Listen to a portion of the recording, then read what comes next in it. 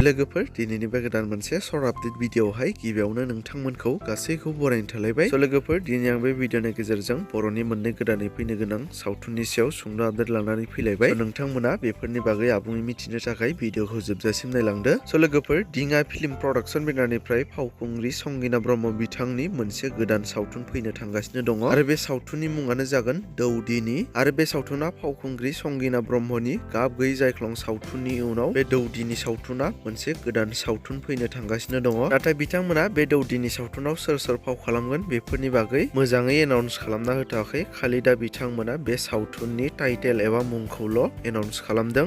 जेखि जाया इयुनाव बे सावथुननि सोमोन्दै माबाफोर आपडेट मोनोब्ला नोंथांमोननि सिगाङाव गुबुन मोनसे भिडिअनि गेजेरजों फोरमायनो नाजाबावगोन। आरो नेक्स्ट आपडेटआव दङ इउटुबार बिथां बि बयसआबो बे बोसोराव गोदान मोनसे बर' सावथुन दिहुननो आखायाव लादों आरो बे सावथुनाव माखासे फाव खालामगिरिफोरनि गोनांथि जानायलाय बिथाङा अडिशन लानो नागिरदों आरो बे अडिशनखौ लानाय जागोन मेन लिड फिमेल एक्टर आरो सापर्टिं मेल एन्ड फिमेल एक्टरनि थाखाय बिथाङा बे सावथुननि अडिशन लानाय जागोन आरो बे अडिशनाव बाहागो लानो थाखाय 250 रुपिस रेजिस्ट्रेशन फिस होनानै रेजिस्ट्रेशन खालामनांगोन आरो रेजिस्ट्रेशननि लास्ट डेटआनो जादों 14 मार्च आरो मेन लिड फिमेल एक्टरनि अडिशन होगिरिनि बैसोआ जानांगोन 16 निफ्राय 26 नि गेजेराव आरो सापर्टिं मेल एन्ड फिमेल एक्टरनि अडिशन होगिरिफोरनि बैसोआ जानांगोन 16 निफ्राय 70 नि गेजेराव बिसिमा खालामनो हागोन आरो बे अडिशननि एड्रेस आरो डेटफोरा जागोन क'क्राझाराव 16 मार्च आरो बङाइगावआव 17 मार्च, सिमलायाव 18 मार्च, तामुलपुराव 19 मार्च, उदालगुरियाव 20 मार्च, कार्बि आंलं लांहिनाव 22 मार्च आरो गुवाहाटीआव 24 मार्च।